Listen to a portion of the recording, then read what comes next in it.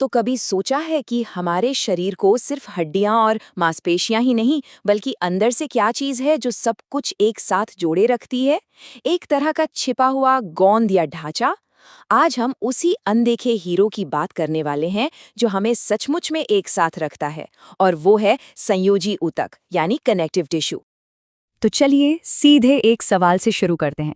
सोचिए जरा, हमारी शरीर में सबसे ज्यादा मतलब हर जगह फैला हुआ टिश्यू कौन सा है? क्या वो मांसपेशी है, नर्व्स हैं, या कुछ और? इसका जवाब शायद वो नहीं है जो ज्यादातर लोग सोचते हैं। और जवाब है संयोजी ऊतक। जी हाँ। और जानते हैं इसकी खासियत क्या है? इसकी बनावट। कल्पना कीजिए कि कोशिकाएं मतलब सेल्स एक मैट्रिक्स नाम के जेल या रेशों के जाल में दूर दूर तैर रही हैं, और यही अनोखी बनावट है जो इसे जबरदस्त ताकत और लचीलापन देती है, इतना कि ये हमारे शरीर का पूरा अंदरूनी ढांचा बन जाता है। ठीक है, तो आज हम इस फैसिनेटिंग टिश्यू को करीब से जानने वाले हैं। हम इसके 4 मुख्य कामों को देखेंगे, फिर इसकी सेल्स की पूरी टीम से मिलेंगे, इसके ढीले और घने प्रकारों को समझेंगे, और आखिर में इसके खास रूपों जैसे कार्टिलेज और हड्डी पर भी नजर डालेंगे। तो इसका नाम है संयोजी या कनेक्टिव टिश्यू, मतलब जोड़ने वाला। तो लगता तो यही है कि इसका काम बस चीजों को जोड़ना होगा, है ना? पर नहीं, ये तो बस शुरुआत है। इसके असल काम तो कई ज्यादा हैरान करने वाले हैं।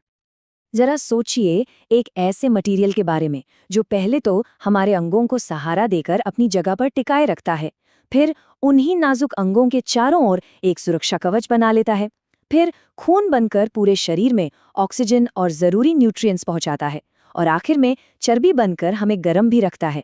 मतलब एक ही टिश्यू के इतने सारे रोल्स। कमाल है ना? चलिए अब थोड़ा और जूम इन करते हैं। मिलते हैं उन सेल से जो इस पूरे सिस्टम को चलाती हैं। कह सकते हैं कि ये इस टिश्यू की असली वर्किंग टीम है। तो टीम में सबसे पहले हैं फाइब्रोब्लास्ट्स। इन्हें हम टिश्यू का कंस्ट्रक्शन वर्कर या निर्माण कारीगर कह सकते हैं। यही वो सेल्स हैं जो कोलेजन और इलास्टिक फाइबर बनाते हैं, जिनसे टिश्यू को मजबूती और लचीलापन मिलता है। और हाँ, जब भी कोई घाव होता है तो उसे भरने में इनका बहुत बड़ा हाथ होता है। इसके बाद आते हैं हमारे सिक्योरिटी गार्ड्स, मैक्रोफेज। ये सेल लगातार गश्त पर रहते हैं और किसी भी घुसपैठिए जैसे बैक्टीरिया या शरीर के अपने ही कचरे को बस निगल जाते हैं। ये हमारी इम्यूनिटी के वो खामोश सिपाही हैं जो हमें बीमार पड़ने से बचाते हैं। और ये हैं टिश्यू के फर्स्ट रिस्पॉन्डर्स, मास्ट सेल्स।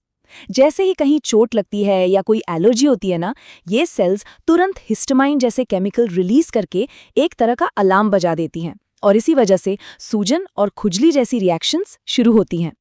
और आखिर में है टीम के स्टोरेज स्पेशलिस्ट यानी एडिपोसाइट्स, जिन्हें हम सब फैट सेल्स के नाम से जानते हैं।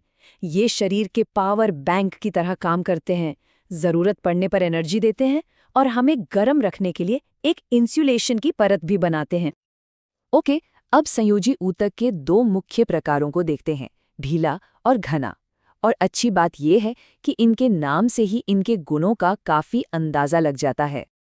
इन दोनों का फर्क समझना बहुत आसान है।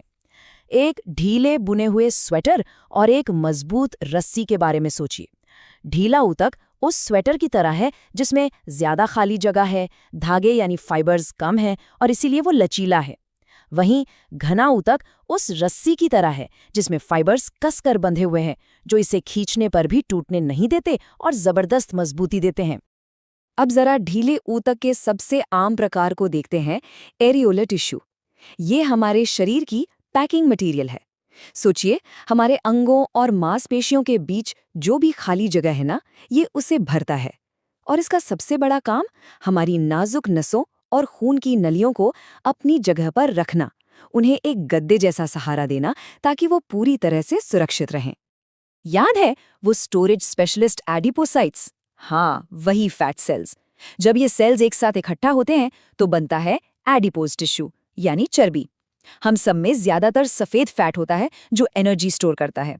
पर एक मजेदार बात यह है कि छोटे बच्चों में भूरा फैट भी होता है जो एक पर्सनल हीटर की तरह काम करता है और उन्हें गर्म रखता है। चलिए अब आते हैं घने ऊतक पर, जो सच में मजबूती का दूसरा नाम है। इसमें कोलेजन के रेशे एक दूसरे से कसकर बंधे होते हैं। यही वो मटेरियल है जिससे हमारे लिगामेंट्स बनते हैं, जो एक हड्डी को दूसरी हड्डी से जोड़ते हैं, और टेंडन्स बनते हैं, जो हमारी मांसपेशियों को हड्डियों से जोड़ते हैं।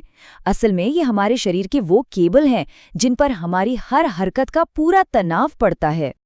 घने ऊतक का एक और रूप है इलास्टिक टिश्यू, और जैसा कि नाम से ही पता चल रहा है, इसका काम सिर्फ मजबूती देना नहीं है, बल्कि एक रबर बैंड की तरह खिंचकर वापस अपनी जगह पर आना है।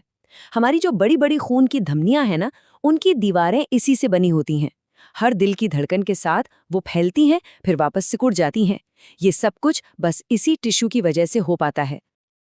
अब बात करते हैं एक ऐसे खास टिश्यू की जो मजबूत तो है, पर हड्डी जितना कठोर नहीं, और लचीला भी है, पर मांसपेशी जितना नरम नहीं।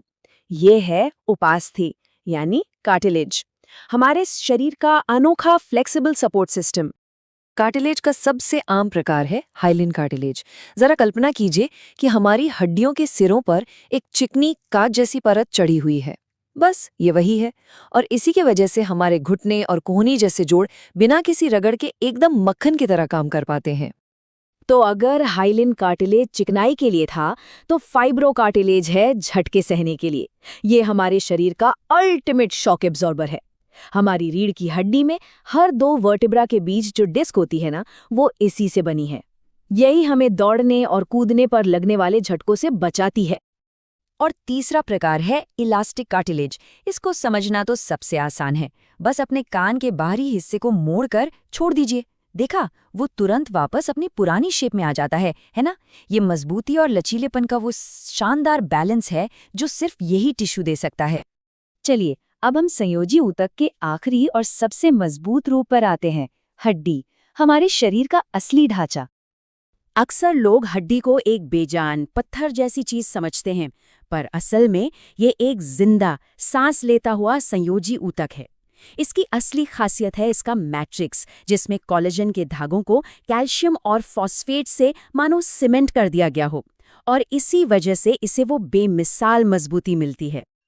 तो इस पूरी बातचीत को खत्म करते हैं एक सवाल के साथ। खून जैसे बहने वाले लिक्विड से लेकर हड्डी जैसे ठोस ढांचे तक जिस पर हम सब खड़े हैं, ये कैसे मुमकिन है कि एक ही तरह का टिश्यू इतनी ज्यादा विविधता और इतने अलग अलग काम कर सकता है? ये वाकई में हमारे शरीर की इंजीनियरिंग का एक चमत्कार है।